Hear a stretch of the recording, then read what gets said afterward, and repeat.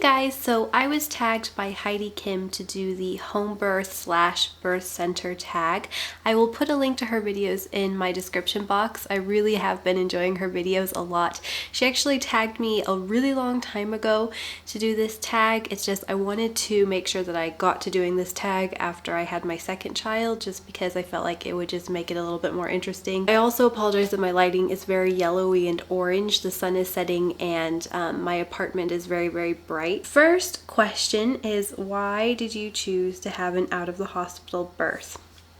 I actually, for my first birth, I intended on giving birth in the hospital right up until like 4 weeks prior to my due date. I had originally planned that because I thought I had found a really alternative hospital that was going to, just really believe in me and my body. But when I went to the registration, I got stuck with maybe just a really crappy midwife, but she was really she didn't really seem to have much faith in my ability to birth in a pool or naturally, and at the time I wanted a water birth, and I just didn't get a good vibe from her or the place.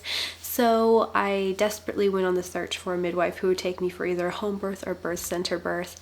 And basically the reason why I chose an out of the hospital birth is just because I just find that no matter how alternative or flexible hospitals seem to be, it just seems to me personally I would never be able to comfortably give birth in an environment like that. The next question is, how did you find your midwife?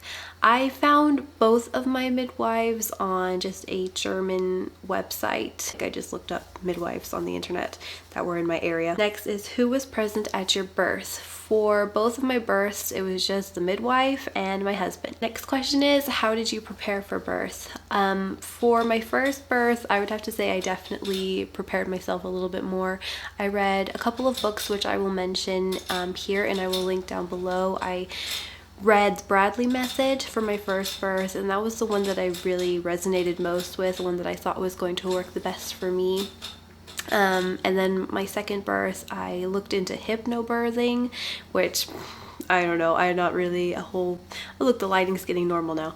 I'm not really such a big fan of the hypnobirthing method. It just wasn't for me. But I will also link that in the description box. And I did do a lot of physical training, I guess you could say. I usually like to try to do 100 squats a day even when I'm not pregnant, so I did a lot of squats. I did a lot of pelvic tilts. I did a lot of, I actually have a video which I could link as well, of me showing you guys some really good exercises to do if you're pregnant and looking to give birth naturally, or even just give birth in general, because it's, regardless of if you have epidural or not, your legs are going to be in various different positions, and it's definitely a good idea that you get yourself physically prepared for it. All right, question number 5. How did you deal with criticism, skepticism, and or negative comments when you told others about your decision? Sometimes I did actually take it a little bit to heart, especially just some of the people I know in my personal life. They're in the medical field and they really weren't for it, for obvious reasons that a person who, believes in modern medicine would be. So that was probably the hardest, just having people in my life who really fully believed that they know better. They know what's better for me. I just felt like people just did not understand. This was a research decision that I made. It wasn't just like, oh, I just don't feel like giving birth in a hospital kind of situation. I mean, obviously I have my reasons,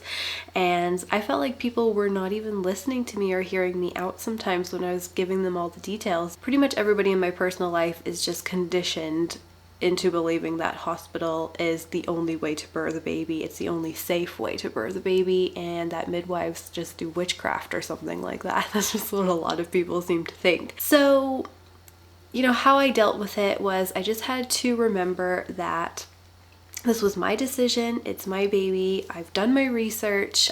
And even once I felt like I've done enough research, I continued to research to make sure that the decision I made was right and safe. I personally just knew I had more confidence in my body than I had in the medical system at this time, because there is a lot of unnecessary C-sections being made, and I just did not want to add to that statistic. So I decided to just be true to myself, and I did my best to, take other people's opinions into account, but know that I knew that this was right for me. Question number 6, did you have a doula? I did not have a doula for either of my births. I did think about it for my second birth, but I really don't find that for me personally a doula was really necessary for either of my births. And then number 7 is, how did you cope with labor pains?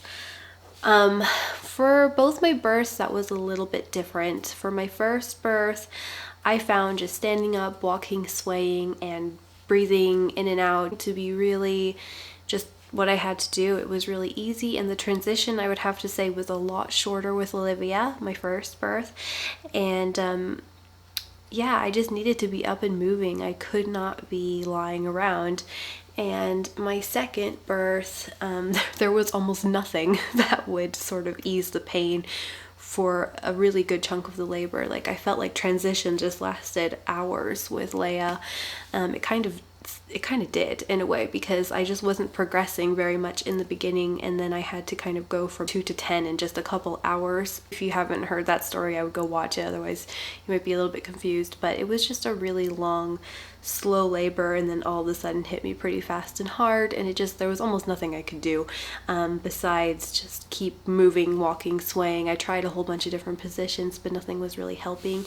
My midwife did apply some pressure to my back because I was having some back labor. Nothing I could do externally was really helping, so I had to really go deep inside myself and just deal with it, really. Question number 9 was, how long was your neighbor? How long was your neighbor? How long was your labor, and how long did you push? So, okay, my first labor was like the active labor. I won't really include I will say that both of my girls, I felt like the labor lasted an entire weekend with both of them. But actual active labor, like to a point where I really felt like I needed to cope with the pain, was with Olivia probably somewhere around 10 to 12 hours, and with Leia it was 12 hours, probably 12 to 13 hours. Her labor was very painful, even so I wasn't progressing in the beginning, and when I was progressing it was even more painful. That only lasted a couple hours though, so pretty long labors. I pushed not very long with both of them. I only pushed with Olivia, I think it was 27 minutes. I remember it because she was born on the 27th, and when I watched the recording back, she was born 27 minutes after I started pushing, after I sat down to push. So not very long for a first time birth, and she was also born in her sac, and I felt like that made things easier, by the way. Like, I think it just made like things less painful when she was coming out, like things were more lubricated. And then Leia, she came out within a couple pushes, so I was sitting there for a little while, but I hadn't really had those big pushing urges. But as soon as I got them, I think she came out in like 5 minutes or something like that. It was really, really fast. Number 10, where specifically was your baby born?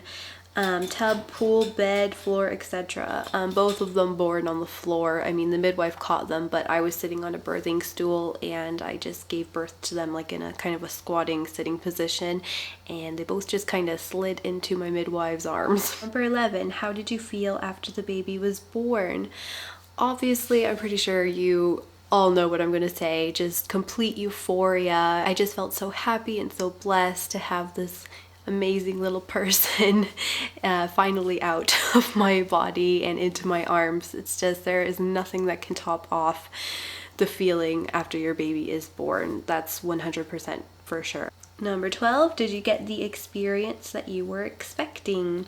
With Olivia, I think that I got pretty close to what I was expecting labor to be like. It was painful, but it was manageable, and I felt confident in myself. So my labor with Olivia was very, very much so like I had always imagined giving birth would be like. With Leia, however, I was expecting it to be shorter because she was my second one, but it was longer and it was more painful. Everybody tells you your second one is easier. In my case, not the case at all. So my birth with Leia was far from what I expected it to be, but still a good experience. For a labor experience, I had a great outcome. I'm just still, as you can see, I'm still bitching about how long of a labor it was. I just still don't know why I was given such a long labor for my second birth. So I'm really still keeping my fingers crossed for a really quick Doesn't even have to be easy delivery, just a quick delivery with my next one.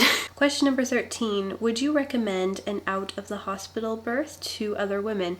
Absolutely. Do not be afraid. If that is what you want to do, just stick to your guns, do your research, and just be confident in your decision. Don't let anybody tell you otherwise if that's what you want to do. It's an absolutely great idea. Birth is a natural process that can be done at home, and should there be an emergency needed, midwives will get you there like that. Like, just don't worry. Number 14, what advice would you give pregnant women who wish to have this type of birth? My advice to you, obviously, is do your research, like I keep saying over and over and over again. Watch a lot of natural birth videos here online on YouTube. You guys can watch mine. You can watch loads of birth videos here on YouTube. I think also go into birth with an open mind, research a lot of different ways how to cope pain, and also I know that some people don't believe that you should go into it expecting pain. Like, I know a lot of people who are hypnobirthers. That's fine if that's for you, but personally I think that it's important to go into it with an open mind, that birth is going to be a different experience for everybody. Every birth is going to be different from every child that you do have, and birth, at the end of the day, it's a very it's hard on your body, and it is going to hurt a little bit, and I think it's important to go into it knowing that it's probably going to hurt a little bit, and to just be prepared, but don't quench up because of it. Just go into it is what I'm trying to say. Number 15, to sum it up, use 5 words or less to describe your birth experience, my birth experiences. So my first word would have to be intense. Second one would have to be empowering. Third one would have to be euphoric. Fourth word would have to be exhilarating, and my fifth would have to be instinctual. So that is all the questions. I really hope you guys enjoyed this video. If you guys would like me to make more videos about birth and stuff like that, I'd really like to help some of you out and show you some of the books, give some book reviews on the books I was reading, give you some more tips, because obviously I'm not pregnant right now.